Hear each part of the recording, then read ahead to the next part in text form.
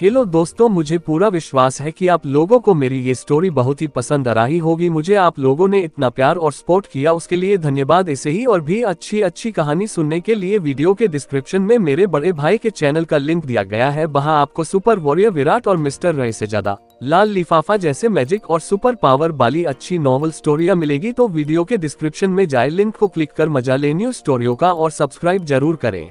तभी अचानक उस लड़की के फेस पर दर्द की लकीरें आ जाती है और वो अपनी आंखें बंद कर दोनों हाथ अपने बड़े से बेबी बम पर रख बोलती है, प्लीज बेबी किक मत करो, मम्मा को पेन हो रहा है। बोलते हुए वो अपने बेबी बम को सहला रही थी। उसके बेबी बम को देख लग रहा था जैसे कि वो 6 या 7 मंथ्स प्रेग्नेंट हो। तभी उस लड़की का कार के अंदर रखा हुआ फोन रिंग करता है, जिसकी आवाज सुन वो लड़की खुद को संभाल कार का डोर ओपन कर फोन की तरफ देखती है और फिर फोन उठा अपने कान पर लगा लेती है। तभी दूसरी तरफ से किसी लड़की की चिंता भरी आवाज आती है, ऋषिका यार तू कहाँ है, जल्दी अपार्टमेंट आ जाओ, ऐसी हालत में तेरा ज्यादा देर बाहर रहना सेफ नहीं है। ऋषिका धीरे से बोलती है, तू टेंशन मत ले, मैं थोड़ी देर में आती हूँ। बोलकर ऋषिका कॉल कट कर फोन को वापस शीट पर रख देती है। ऋषिका कुछ देर वही खड़ी उन लहरों को देखती रहती है और फिर अपनी कार में बैठ वहां से निकल जाती है। ऋषिका की कार एक छोटे से अपार्टमेंट के बाहर आकर रुकती है। ऋषिका कार से उतर अपार्टमेंट के अंदर डाइनिंग हॉल की तरफ देखती है, जहां एक लड़की चेयर पर बैठी अपने फोन में कुछ कर रही थी। ऋषिका धीरे कदमों से चलते हुए उस लड़की के पास चेयर पर बैठ जाती है। वही किसी के होने का एहसास होते ही वो लड़की अपना फेस ऊपर कर देखती है, जहां ऋषिका अपनी आंखें बने किए सर को चेयर के पीछे हेड रेस्ट पर टिकाए बैठी थी।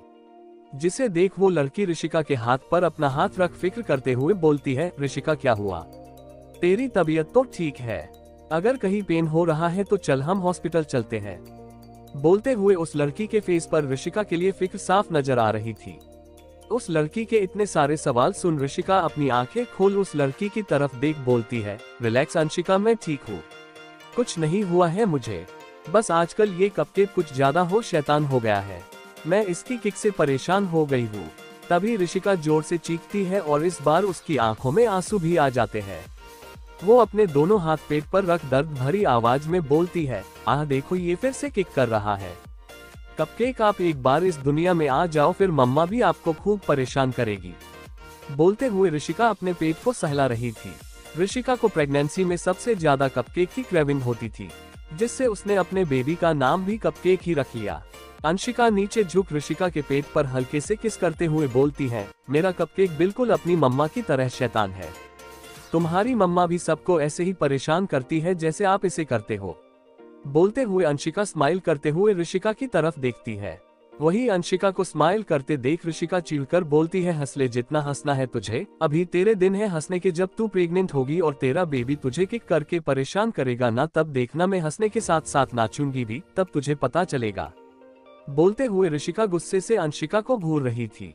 वही अंशिका चेयर पर सीधी बैठते हुए बोलती है, ठीक है कर लेना डांस, पर अभी न तो मैं प्रेग्नेंट हूँ और न तू डांस करने की हालत में है, इसलिए चुपचाप बैठ अपना डिनर फिनिश कर। बोलते हुए अंशिका ऋषिका की प्लेट में डिनर सर्व करती है। ऋषिका एक नजर अंशिका को देख अपना डिनर करने लगी थी। अंशिका डिनर करते हुए ऋषिका की तरफ देख बोलती है, वैसे मैं तुझे एक बात तो बताना भूल ही गई, कल कॉलेज में अवार्ड फंक्शन है और इस बार की फैशन शो की विनर तू थी, तो कल तुम्हें मेरे साथ कॉलेज जाना है।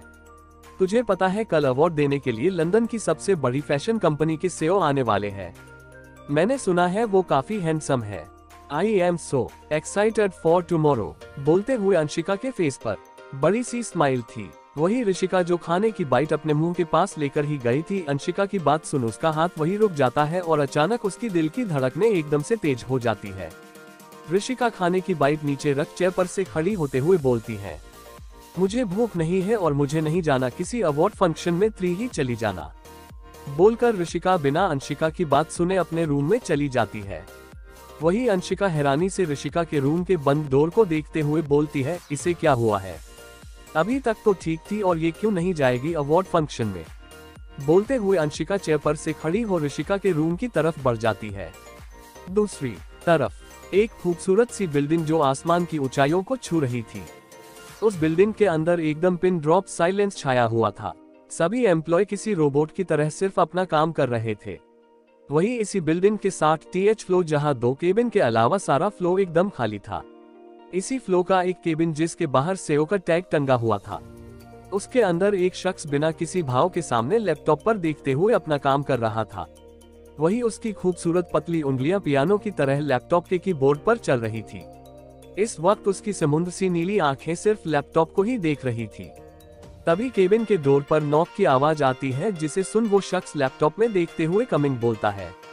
जिसके बाद केबिन का डोर ओपन कर एक शख्स जो उस लड़के की एज का ही होगा वो सामने बैठे लड़के की तरफ देख बोलता है, सर आपको प्रारंभ सर ने बुलाया है। बोलकर वो शख्स सामने बैठे लड़के को देखने लगा था। वही उस शख्स की बात सुन उस लड़के की कीबोर्ड पर चलती उंगलियां रुक जाती है और वो अपना फेस ऊपर कर उस शख्स की तरफ देख बोलता है, सौरभ तुम मेरे असिस्टेंट हो या मिस्टर राठौर के। बोलते हुए वो लड़का सौरभ जो उसका पर्सनल असिस्टेंट था उसे घूर रहा था। वहीं उस लड़के के घूरने पर सौरभ हड़बड़ाकर बोलता है, सर। वो लड़का लैपटॉप में देखते हुए बोलता है, तो फिर जाओ और अपना काम करो। सौरभ झट से बोलता है, पर सर प्रारंभ सर ने आपको एजेंट बुलाया है। तभी वो लड़का उसकी तरफ घूर कर देखता है, जिससे सौरभ जल्दी से डोर की तरफ भागते हुए बोलता है, सॉरी सर। बोलकर वो कैबिन से बाहर आ जाता है। सौरभ बाहर आ राहत की सांस ले बोलता है, कभी कभी तो मुझे लगता है कि मैं इनका पर्सनल असिस्टेंट नहीं बल्कि एक ढोल हूँ जिसे कभी माया सर बजाते हैं तो कभी प्रारंभ सर। बोलते हुए सौरभ कैबिन के डोर को देख रहा था। थोड़ी देर बाद माया उस बिल्डिंग से बाहर निकल अपनी कार में बैठ वहां से निकल जाता है। कुछ देर बाद माया की कार एक खूबसूरत विला के पार्किंग एरिया में आकर रुकती है। माया कार से निकल विला के अंदर जा सीढ़ियों से ऊपर जाने लगा था, तभी उसे किसी की रौबदार आवाज सुनाई देती है, माया हमें आपसे कुछ जरूरी बात करनी है, अगर आपकी इच्छा हो तो क्या हम 2 मिनट बैठकर आराम से बात कर सकते हैं। माया पीछे पलट हॉल में सोफे की तरफ देखता है जहां उसे एक आदमी की पीठ दिखाई देती है। माया अपने कदम सोफे की तरफ बढ़ा देता है। माया एक सिंगल सोफे पर उस आदमी जिनकी उम्र लगभग 60 के पास होगी उनके सामने एक पैर पर दूसरा पैर चढ़ाकर बैठ जाता है और बिना किसी एक्सप्रेशन के उनकी तरफ देख बोलता है, जल्दी बोलिए क्या बात करनी है, मेरे पास पूरी रात नहीं है। बोलते हुए उसके फेस पर अलग ही एटीट्यूड डालक रहा था। प्रारंभ माया के फेस की तरफ देखते हुए बोलते हैं, कल हमारी फैशन एकेडमी में अवार्ड फंक्शन है, इसलिए हम चाहते हैं कल हमारी जगह अवार्ड देने तुम जाओ और मैंने ये बात अनाउंस भी कर दी है, कल का अवार्ड तुम ही दोगे। बोलते हुए प्रारंभ के फेस पर तिरछी स्माइल आ जाती है जो माया के देखने से पहले चली भी जाती है। माया सोफे पर से खड़ा हो बोलता है, मेरे पास इन फालतू कामों के लिए टाइम नहीं है, आपको जाना है तो जाए वरना अवार्ड सौरभ दे आएगा।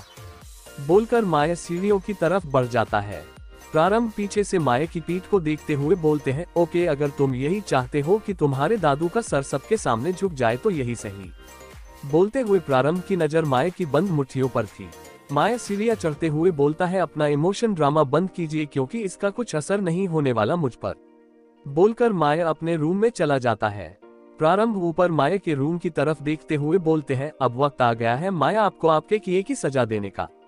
आपने जो उस बच्ची के साथ किया वो माफी के लायक नहीं है।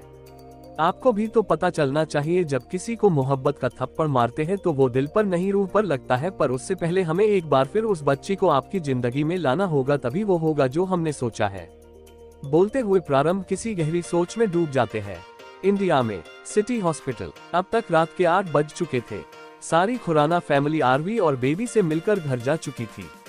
आरवी को नॉर्मल वार्ड में शिफ्ट कर दिया था। आरवी के वार्ड में अर्थ बेड के पास बैठा आरवी और बेबी को देख रहा था जिनकी आंखें बंद थी। बेबी आरवी के सीने से लगा सोया हुआ था। कुछ देर दोनों को देखने के बाद अर्थ चेयर पर से खड़ा हो बेबी को अपनी गोद में उठा करीब में सुला उसकी बंद आंखों को देखते हुए बोलता है, मैं तुम्हें ज्यादा देर मेरी वाइफी के पास नहीं रहने दूंगा, इसलिए अब तुम्हें इसकी आदत डालनी होगी। बोलते हुए अर्थ बेबी को घूर रहा था। तभी बेबी अपनी आंखें धीरे धीरे खोल सामने अर्थ को देखने लगा था, या यूं कहे वो भी टशन से अर्थ को घूर रहा था, जिसे देख अर्थ उसे अपनी गोद में उठा दांत पीसते हुए बोलता है, यू सिली बॉय मुझे घूरना बंद करो, आई एम योर डैड। बोलते हुए अर्थ हल्के से बेबी के गाल को टच करता है। अर्थ के टच करते ही बेबी जोर से रोने लगा था। वही अचानक उसे रोता देख अर्थ हैरानी से उसे देखने लगा था।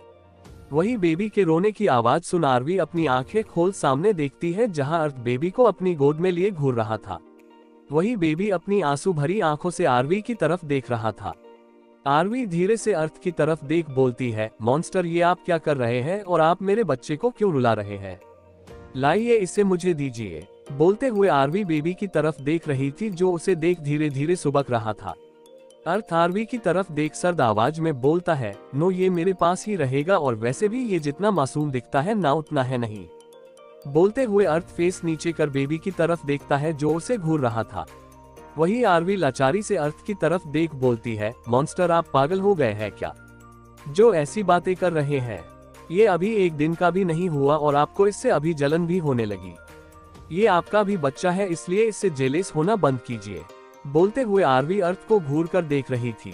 अर्थ आरवी की तरफ देख रूड टोन में बोलता है, वाइफी इसे तुम मेरा पागलपन समझो या कुछ और, आई डोंट केयर, बट मैं किसी को भी तुम्हारे करीब नहीं आने दूंगा, फिर चाहे वो मेरा खुद का बेटा क्यों न हो।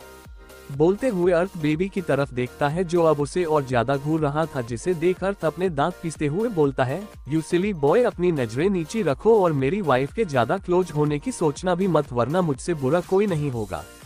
वही आरवी अपनी आंखें बड़ी किए अर्थ को अजीब नजरों से देख रही थी, जैसे वो सामने इंसान को नहीं आठवें अजूबे को देख रही हो।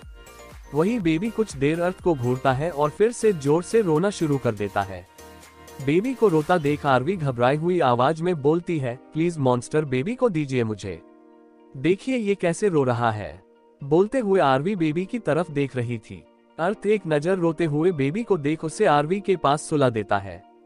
बेबी आरवी के पास आते ही एकदम से रोना बंद कर देता है और उसकी तरफ देख हल्के हल्के से स्माइल करने लगा था। वही बेबी की इस हरकत पर अर्थ अपने दांत पीस रह जाता है और एक नजर उसे गुस्से से देख वहां से बाहर चला जाता। भारवी डोर की तरफ देखती है जो अब तक बंद हो चुका था, जिसे देख आरवी अपने सर को नामे हिला बेबी को फीड कराने लगी थी। आरवी को बेबी को फीड कराते हुए अलग ही फीलिंग आ रही, जिससे उसके फेस पर बड़ी सी स्माइल आ जाती है। थोड़ी देर बाद बेबी फीड करते हुए ही सो जाता है। आरवी बेबी को ठीक से सुला धीरे धीरे उसके सर को सहलाते हुए गौर से उसे देख रही थी। थोड़ी देर बाद आरवी भी मेडिसिन के असर से वापस गहरी नींद में चली जाती है। अगली सुबह लंदन में ऋषिका मिरर के सामने खड़ी रेडी हो रही थी। उसने अभी डार्क ब्लू कलर का लूज गाउन पहना हुआ था। ऋषिका अपने कानों में ईयरिंग पहनते हुए कुछ सोच रही थी। थोड़ी देर बाद ऋषिका पूरी रेडी हो खुद को मिरर में देखती है। तभी उसकी नजर मिरर में से अपने बेबी बम्प पर पड़ती है। ऋषिका धीरे से अपने बेबी बंद पर हाथ रख सहलाते हुए बोलती है, तेरा आना लिखा है मैंने, तेरा जाना लिखा है मैंने। कुछ गीत लिखे, कुछ अल्फाज लिखे, कुछ होश में लिखा, कुछ बेहोश लिखा, मगर देख दीवानगी मेरी तू नहीं तो खुदा ने तेरे जैसा मेरे नाम लिखा है। बोलते हुए ऋषिका की आंख से एक कतरा आंसू का बह जाता है। तभी पीछे से अंशिका की आवाज आती है, ऋषिका जल्दी कर वरना हमें कॉलेज जाने में लेट हो जाएगा। बोलते हुए अंशिका रूम के अंदर आ जाती है। वही अंशिका की आवाज सुन ऋषिका जल्दी से अपने आंसू साफ कर अंशिका की तरफ देख बोलती है, जाना जरूरी है। अंशिका ऋषिका के पास आते हुए बोलती है, ऑफ कोर्स जाना जरूरी है। बोलते हुए अंशिका ऋषिका की तरफ देख रही थी। ऋषिका एक गहरी सांस ले बोलती है, ओके चल पर हम जल्दी ही वापस आ जाएंगे। बोलते हुए ऋषिका रूम से बाहर आ जाती है और उसके पीछे अंशिका भी बाहर आ जाती है। ऋषिका और अंशिका दोनों अपार्टमेंट से बाहर आ डोर को लॉक कर अपनी कार में बैठ कॉलेज के लिए निकल जाती है।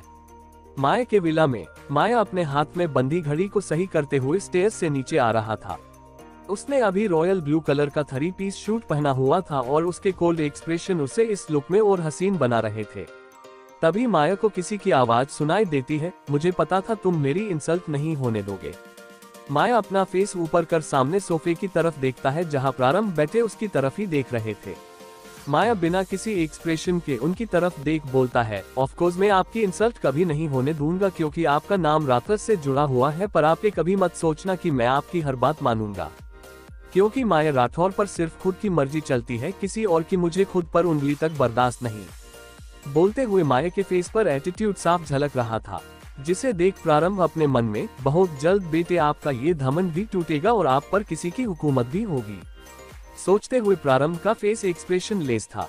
माया तिरछी स्माइल करते हुए बोलता है, खुली आंखों से ड्रीम देखना बंद कीजिए, क्योंकि आपका ये ड्रीम कभी पूरा नहीं होने वाला। अर्थ खुराना के अलावा दूसरा कोई ऐसा नहीं जो माया राठौर को ऑर्डर दे सके। बोलते हुए माया बाहर की तरफ अपने कदम बढ़ा देता है। वही प्रारंभ जाते हुए माया को देख हैरानी से बोलते हैं, क्या ये सच में डेविल है जो लोगों के मन की बात भी पढ़ लेता है। बोलते हुए प्रारंभ की नजर मैन डोर की तरफ थी जहां से माया अभी गया था। London fashion academy. ऋषिका की कार कॉलेज के बाहर आकर रुकती है। ऋषिका और अंशिका दोनों कार से उतर कॉलेज के अंदर हॉल में आ गई थी।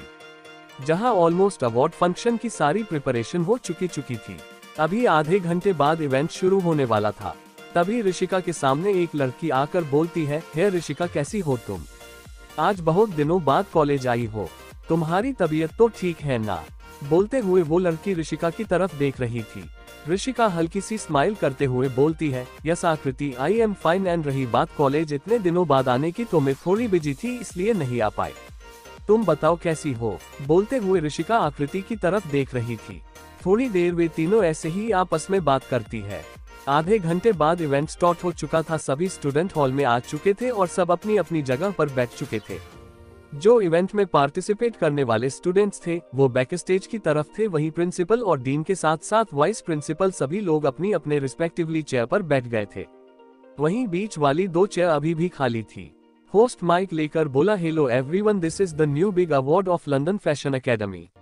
फर्स्ट ईयर के 3 स्टूडेंट्स जो फैशन शो के विनर थे, उन्हें आज लंदन की सबसे बड़ी फैशन डिजाइनर कंपनी के लिए सिलेक्ट किया जाएगा। वो हमारे फाउंडर मिस्टर प्रारंभ राठौर के साथ उनके अंडर 6 मंथ्स काम करेंगे। This is very big opportunity for first year students. उसकी बात सुन सभी ने क्लैपिंग स्टार्ट कर दी। वही प्रिंसिपल बाहर डोर की तरफ देखते हुए धीरे से वॉइस प्रिंसिपल से बोलते हैं, क्या माया राठौर अभी तक नहीं आए? स्टूडेंट्स को उनका अवार्ड देने के लिए उन्हें ही चीफ गेस्ट के तौर पर इनवाइट किया गया है। अगर वे नहीं आए तो पूरी कॉलेज में हमारी इंसल्ट हो जाएगी। बोलते हुए उनके माथे पर कुछ पसीने की बूंदें दिखाई दे रही थी। वॉइस प्रिंसिपल सर को रिलैक्स करते हुए बोलते हैं, रिलैक्स सर, माया सर अभी पहुंचने ही वाले हैं।